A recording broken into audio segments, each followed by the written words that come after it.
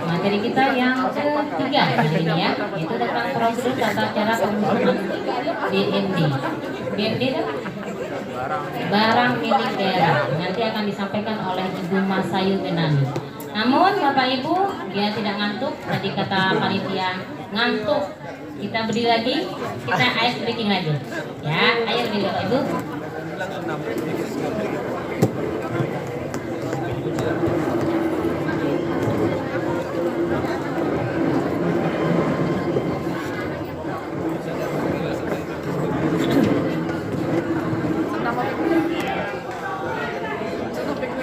Gus, langsung lah Gus ke depan Gus. Belum olahraga. Wah, pakai guru baletnya kita lempok. Kenal langsung ke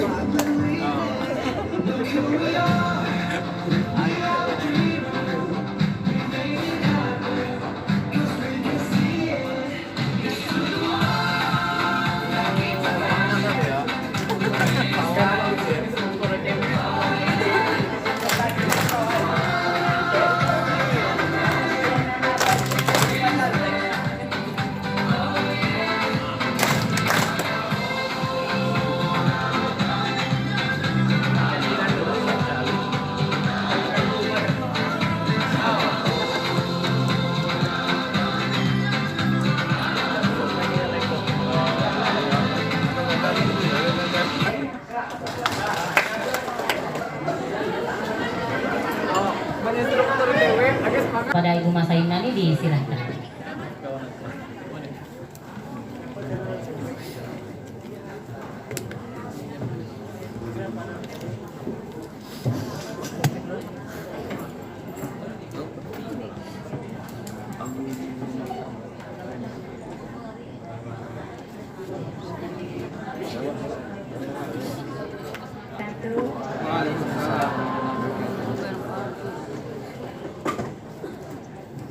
Sebelumnya tahu kita baik dan jadi kami menyampaikan tata cara pemusnahan yang ada di Asrep.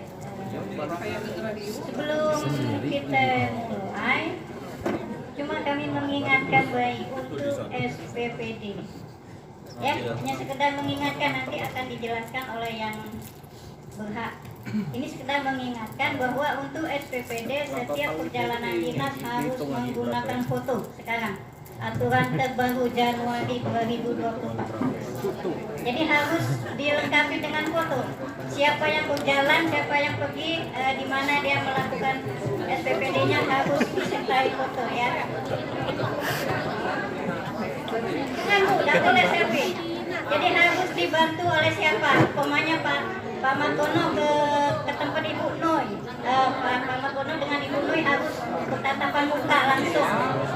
Ya. Kalau kegiatan kita di sini, kalau kegiatan kita di sini boleh tanpa depannya orang tiga umpama yang di sini peserta ikut, tanpa depannya boleh. Yang penting diri kita bahwa kita mengikuti kegiatan ini ya, kegiatan workshop nih.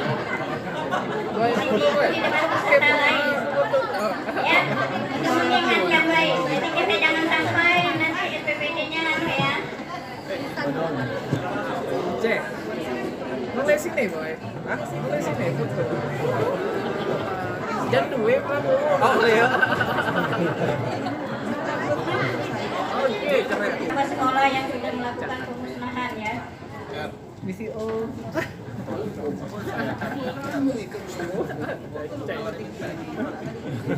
Udah siap. Mumpung no. Belum siap, Cek. Lagi. Laporan. Belum tahu lagi, Bang. Ayo. Tulis apa tidak? Tata cara pemusnahan. Sekolah mengajukan permohonan pemusnahan barang milik daerah. Dilakukan oleh kuasa pengguna barang. Kuasa pengguna barang di sini adalah kepala sekolah ya, Bapak Ibu ya. Kepala sekolah mengajukan permohonan pemusnahan barang milik daerah ke pengguna barang Pengguna barang di sini Dinas Pendidikan Kepemudaan dan Olahraga. Jadi sekolah-sekolah barang-barang yang mau diusulkan membuat surat permohonan, pengajuan permohonan, ya, ditujukan ke Dinas Pendidikan Kepemudaan dan Olahraga Ceki bagian keuangan. Nanti di sini akan kami jelaskan contohnya bagaimana surat, bentuk-bentuk suratnya. Tata cara pemusnahan. 1. Mengajukan permohonan pemusnahan barang milik daerah yang dilakukan oleh kuasa pengguna barang atau kepala sekolah ke pengguna barang, dalam hal ini Dinas Pendidikan Kepemudaan dan Olahraga. Di sini sudah dijelaskan contoh-contohnya. Kop sekolah kepada yang terhormat Kepala Dinas Pendidikan Kepemudaan dan Olahraga, nomornya nomor sekolah, sifat penting, lampiran 3 berkas perihal permohonan pemusnahan barang milik daerah. Menindaklanjuti surat dari, kalau ada surat dari Sekda kita lanjuti surat dari Sekda, kalau ada dari Dinas Pendidikan dasarnya dari Dinas Pendidikan, ya, tentang pemusnahan barang milik daerah. Dengan ini kami mengajukan usulan pemusnahan barang milik daerah yang berada pada SD, UPTD, SD atau SMP negeri Prape yang mengajukan pemusnahan. Barang milik daerah yang diusulkan untuk dimusnahkan sebagaimana rincian data dan foto terlampir. Jadi dilampiri data dan foto.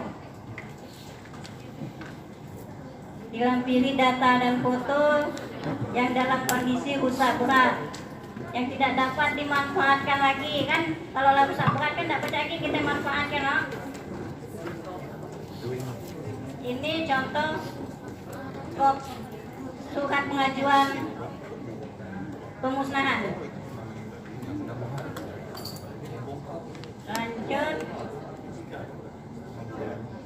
1 tadi itu mengajukan permohonan, ya. 2 permohonan tersebut memuat apa? Pertimbangan alasan pemusnahan apa? Terus data barang milik daerah yang diusulkan. Jadi pertimbangan apa alasannya sampai kita mengajukan usulan pemusnahan. Data barangnya jangan lupa. Data barangnya apa yang kita musnahkan.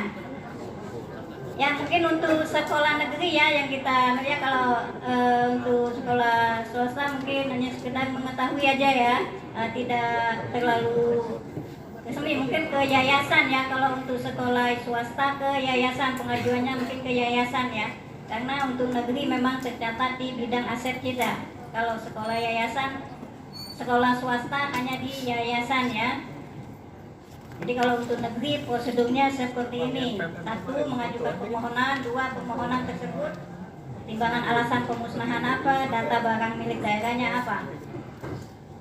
3. Data barang milik daerah meliputi kode barang, kode registrasi, nama barang, tahun perolehan, speknya, kondisi barang, jumlah barang, dan nilai perolehan. Ini data barang ini bisa dilihat, bisa dicek di buku inventaris.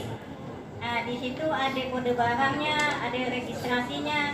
Registrasinya ada berapa barangnya. Umpamanya barangnya 5. Yang mau di laptop itu 5, yang mau dimusnahkan 2.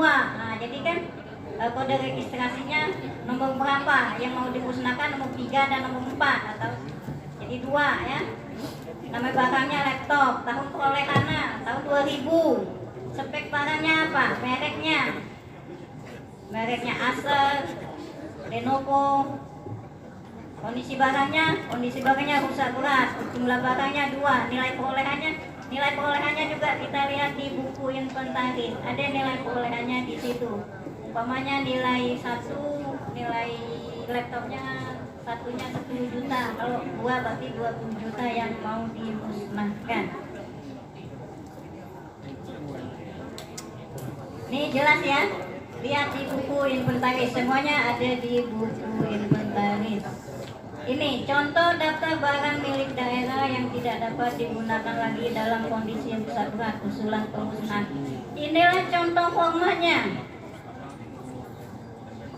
usulan pemusnahan terdiri dari nomor urut, kode barang, register, nama jenis barang, spek, tahun perolehan, kondisi barang, jumlah barang, total nilai perolehan dan keterangan.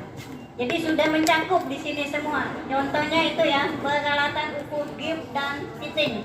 Ini contoh dinas pendidikan. Jadi apa barangnya yang nanti kita musnahkan, kita buat di sini kode barangnya. Ini masih kode barang lama ya. Kita sekarang menggunakan 108. Jadi di buku inventaris setelah ada kode barang, tinggal memindahkan. Kita menggunakan ke 108. Registernya berapa yang mau dihapus? 001, 02, berarti ada 2. Ini untuk peralatan dan mesin. Untuk buku yang jadi kendala di sekolah buku ya. Buku dari tahun ke tahun numpuk. Tidak pernah dimusnahkan. Kurikulum malah berubah. Jadi di perpustakaan kita lah numpuk semua naboh. Jadi buku dari tahun berapa pengadaan selama buku itu sudah tidak dimanfaatkan lagi, boleh diusulkan pemusnahan. Ya, boleh diusulkan pemusnahan buku-buku yang tidak berlaku lagi. Karena kan di sini mau diminta dokumen fotonya juga ya, buku apa? Kalau untuk buku boleh ditumpuk dijadikan satu dalam karung, foto kan atasnya terbuka, satu udah buku. Ya ditumpuk jadi satu, di karung kan baik kalau buku. Dan mungkin kita nak hitung siko-siko, kami kira tidak mungkin lah, karena tim juga tidak memungkinkan untuk ngitung buku beribu untuk siko-siko, untuk ngitung siko-siko. Jadi kalau untuk buku, semua buku langsung digabung. Yang penting data Bu ya, data kita masukkan semua buku-buku. Untuk peralatan dan mesin yang lah dari tahun 80-an yang dari berdiri sekolah yang lagi ada, tolong dicek di buku inventarisnya masih ada atau tidak. Kalau barangnya masih tercatat, datanya masih tercatat, tapi kalau barangnya lah tidak ada lagi, tetap kita usulkan pemusnahan, usulan pemusnahan ya. Datanya lagi Bu, sesuai dengan BI kita. Biasa ya, kalau kami ngecek di BI itu dari tahun berdirinya sekolah AGAD sampai sekarang, tapi barangnya lah ada lagi. Kami nak eksekusi, kami tidak berani karena sekolah kan mungkin masih ada barangnya atau macam mana, tapi kami hanya sekedar melihat datanya baik bahwa ini lah tidak ada lagi barangnya. Ini udah jelas Bu ya Bapak ya. Ini sebenarnya ada tak pengurus barang di sini? Maaf ya, ada ya, kebetulan baik ada ya.